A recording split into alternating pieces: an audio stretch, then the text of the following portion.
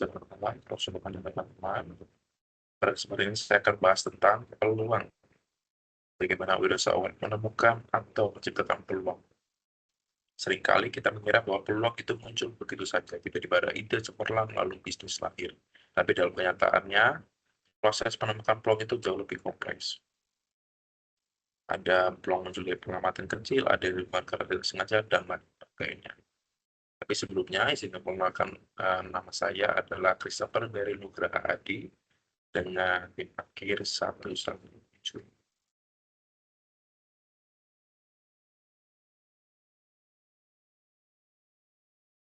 Mari sebelumnya kita mulai dari beberapa contoh nyata wirausahawan dunia. Yang pertama adalah James Dyson. Dia hanya merasa frustasi karena penyedot debu di rumahnya kehilangan daya hisap saat kantongnya penuh. Dari masalah sepele itu, ia membuat lebih dari 5.000 prototipe sampai akhirnya lahir penyedot debu tanpa kantong yang kita kenal sekarang.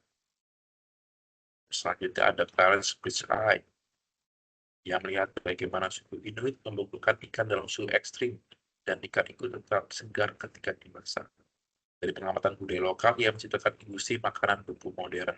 Padahal awalnya usaha pembukaan makanan dianggap tidak mungkin sukses karena rasa dan teksturnya selalu berubah. Tapi Rich Eye membuktikan sebaliknya. Ia menggabungkan sains, observasi, dan kreativitas menjadi peluang.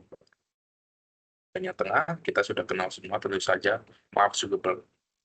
Dia tidak langsung membuat Facebook, melainkan hanya membuat direktori kecil berisi data mahasiswa. Namun dari eksperimen kecil itu, ia menemukan celah besar dalam kebutuhan manusia untuk terlibat secara digital. Dan dari proyek itu yang membangun platform yang mengubah secara komunikasi seluruh dunia, yaitu Facebook. Contoh lain juga muncul dari EU atau PGU, pendiri Dendeng.com. Ia melihat kesuksesan Amazon di Amerika, namun sadar bahwa China bahkan belum memiliki database buku digital. Yang membangun pasar itu dari nol, mulai dari membuat database, mencari investor, hingga membangun infrastruktur. Semuanya berbeda, tapi punya satu kesamaan. Mereka peka terhadap perubahan, memanfaatkan informasi yang orang lain abaikan, dan yang paling penting, berani bertindak.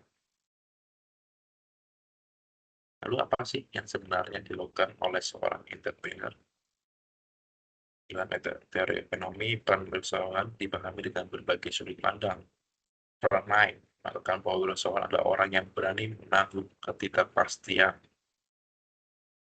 Lalu ada Scott Butler, tokoh yang sangat terkenal yang melihat entrepreneur sebagai penggerak perubahan. Mereka menciptakan sesuatu yang baru, lalu menghancurkan cara lama. Kalau konsep kreatif destruction. Inovasi yang disebutkan lebih dari 5 barang baru, pasar baru, sumber bahan baku baru, metode produksi baru, dan struktur industri baru. Terus sementara kan Taylor melihat entrepreneur dari sisi arbitrage, seorang yang memanfaatkan perbedaan harga, penanggung ketidakpastian, dan mengisi kesenjangan pasar. Terus ada beberapa teori lain seperti Jean Baptiste, melihat entrepreneur sebagai pengumpul dan pengordinasi sumber daya. Orang yang mampu mengabulkan modal, tenaga kerja, dan jaringan menciptakan lain.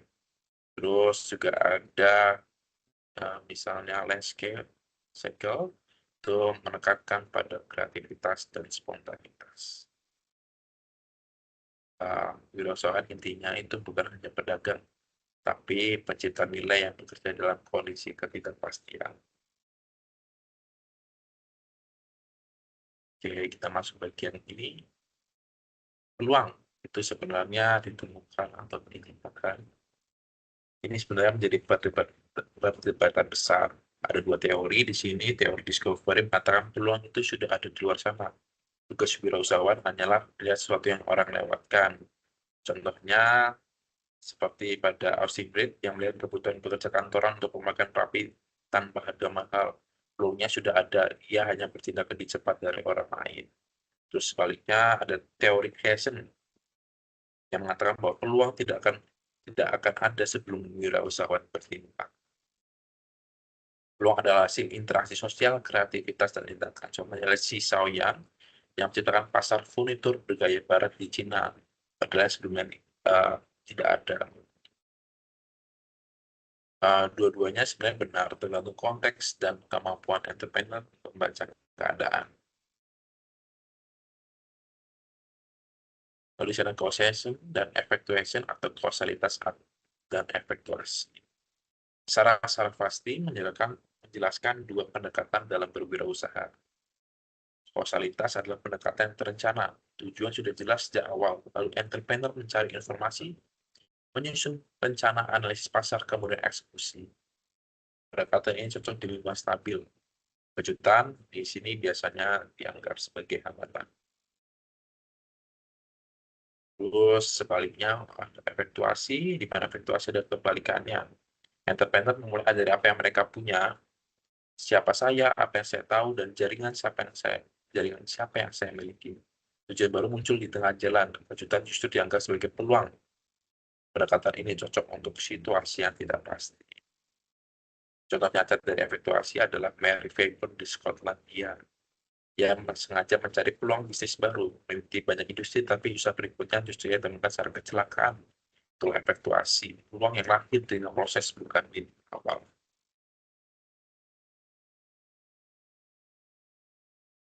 Lalu ada bricolage, kreasi dalam keterbatasan. Konsep paling menarik dalam bab ini adalah bricolage. Bricolage berarti making do atau memanfaatkan apa yang ada untuk menciptakan solusi yang baru. Entrepreneur dalam pendekatan ini tidak mengeluh soal keterbatasan, tidak menunggu modal besar, dan tidak menunggu kondisi ideal. Mereka memanfaatkan yang ada, bahan bekas, koneksi sederhana, keterbatasan seadanya, dan berbagai macam yang lainnya. Bricolage sering menjadi kekuatan di negara berkembang, termasuk di Indonesia. Misalnya UKM yang mulai usaha dari kayu bekas yang diolah menjadi mebel kecil, potongan kain menjadikan aksesoris, limbah kulit yang diubah menjadi kerajinan, dan berbagai macam yang lainnya.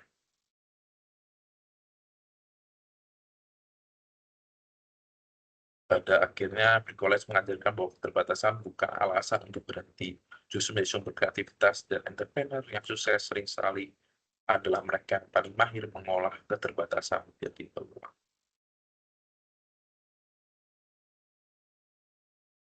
Untuk menutup presentasi pada malam hari ini, saya ingin menyimpulkan bahwa peluang warisan bisa ditemukan, bisa juga diciptakan.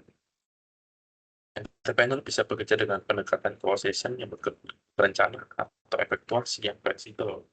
Dalam kondisi minim sumber daya, bricolage adalah keterampilan yang penting untuk tetap bergerak maju. Yang terpenting bukan seberapa besar modal yang kita punya, tetapi berapa tajam kita melihat peluang dan seberapa berani kita untuk bertindak dalam ketidakpastian. Sekian presentasi dari saya. Terima kasih atas kesempatannya.